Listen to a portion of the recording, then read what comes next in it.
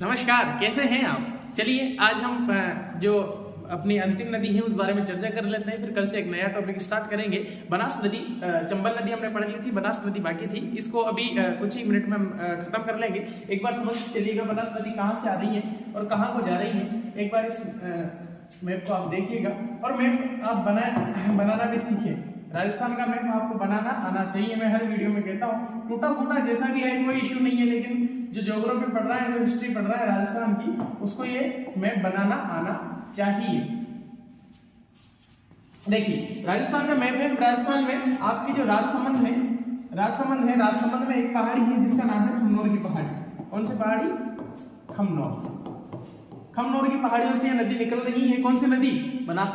बनास नदी खमनोर की पहाड़ियों से निकल रही है, लहराते हुए पहले नीचे जाती है और आपके चित्तौड़गढ़ तक जाती है। जी हाँ, चित्तौड़गढ़ के बाद में फिर ये लहराते हुए ऊपर आती है और आपके भीलवाड़ा तक जाती है। भीलवाड़ा के बाद में फिर ये लहराते हुए कहाँ जाती है और ऊपर जाती है और आपके अजमेर में जाती है। फिर उसके बाद में ये लहराते हुए नीचे जाती है और कहाँ जाती है? टोंक जाती है।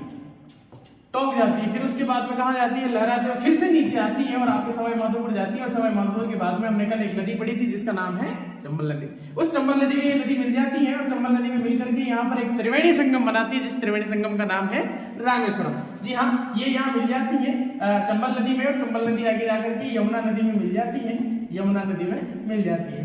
कई बार ये पूर्ण बहाव की दृष्टि से वैसे राजस्थान की सबसे लंबी कही जा सकती है। 480 किलोमीटर लंबी नदी है बनास नदी मानी गई है। आपके 1 2 3 4 5 6 जिलों को ये कवर कर रही है और आंतरिक प्रवाह में इसको माना जाने लगा है। क्यों? क्योंकि सवाई माधोपुर तक नहीं पहुंच पाती है। लेकिन पहले अभी वर्तमान की जो किताबें हैं ये तो इसको कहते हैं कि आंतरिक प्रवाह की है, लेकिन जो पुरानी राजस्थान की किताबें हैं, राजस्थान की गाइडें हैं, वो इसको चंबल नदी में भेज करके यमुना नदी में पहुंचा देते हैं। इसलिए ये बंगाल की खाड़ी की नदी मानी जाती है। चलिए इसके बारे में लिखना प्रारंभ करते हैं। बनास नदी हेडिंग डाल लीजिए।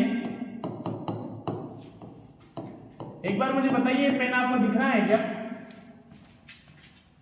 चलिए इसी से लिखते हैं। उपनाम वर्णासा,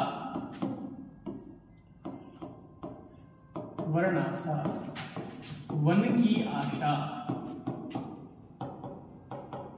वर्णासा वन की आशा, विशिष्टि।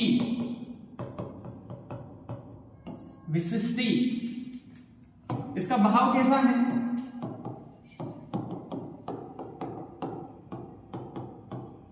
सर्पिला। लिखते चलिएगा।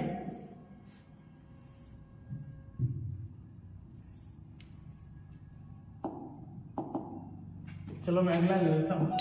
इसका बहाव कैसा है सर्पिला का? कहां से निकल रही है, किन किन जिलों को ये अपना जल देती है, उसके बारे में हम लिखेंगे। सबसे पहले कहां से निकल रही है? खमनोर, राजसमंद।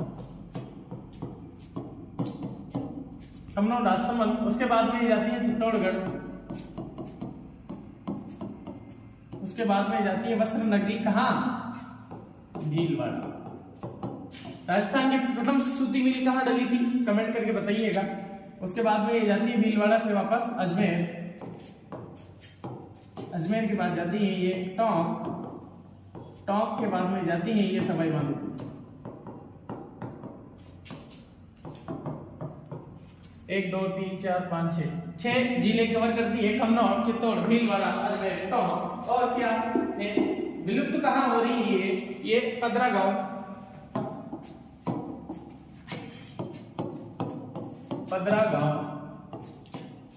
सवाई माधोपुर।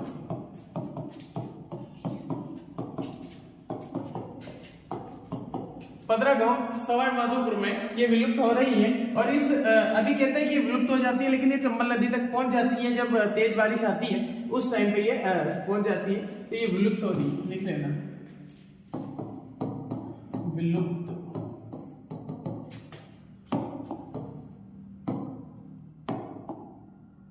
चलिए लिखिए।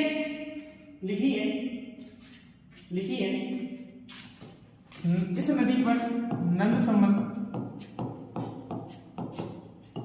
बांध बना हुआ है। इस बांध को राजसमंद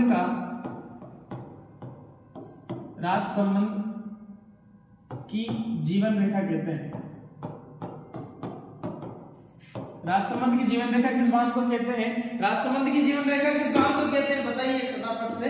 राजस्थान को कहते हैं। इसी नदी के ऊपर आपका मातृकुंडिया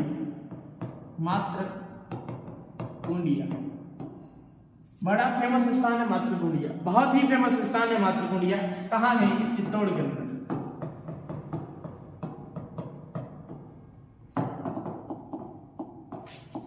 चित्तौड़ के अंदर है मातृकुंडिया। ये मातृकुंडिया बांध है, स्थान भी है और इसी के नाम पे इस बांध का नाम रखा है मातृकुंडिया बांध। आगे बीसलपुर बांध, ये मातृकुंडिया बांध है। इस मातृकुंडिया बांध को मेवाड़ का हरिद्वार कहते हैं। मेवाड़ का हरिद्वार। चलिए, आदिवासी क्षेत्र के जो लोग हैं वो मातृकुंडिया में आकर के अपनी हस्तियों का विसर्जन करते हैं। बहुत बड़ा मेला भी पड़ता है, चित्तौड़गढ़ के अंदर है। अगला बीसलपुर बांध।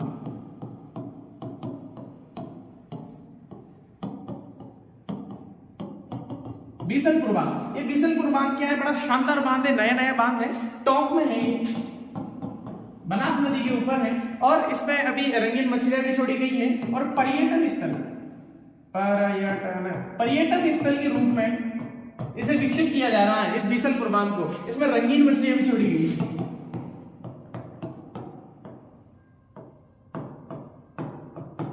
रीट वालों की बांध वाला टॉपिक है, इसलिए मैं हर नदी के विशेष बांध बता रहा हूं। याद रखिएगा, पर्यटन के लिए जो फेमस है वो बीसलपुर बांध है।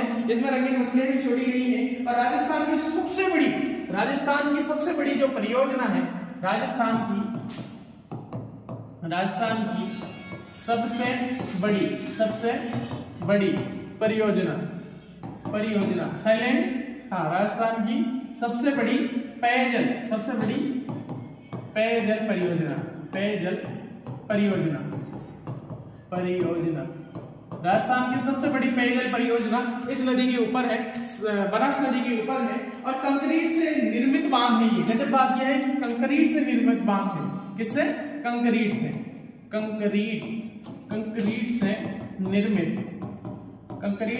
निर्मित बांध। ये कंक्रीट से निर्मित बांध है। चलिए, हमने बनास नदी के बारे में क्या क्या पढ़ा, आइए देखते हैं, एक बार क्विक रिवीजन करते हैं। कहां गया? इतना ही था। बनास नदी 480 किलोमीटर की है। खमनोर, राजसमंद, उपनाम वर्णासा, वनकियासा, विशिष्टि, बहाव सर्पिलाकार बहाव है इसका। आगे बात करेंगे खमनोर राजसमंद से चित्तौड़, भीलवाड़ा, अजमेर, टोंक और सवाई माधोपुर में नदी निकल रही है।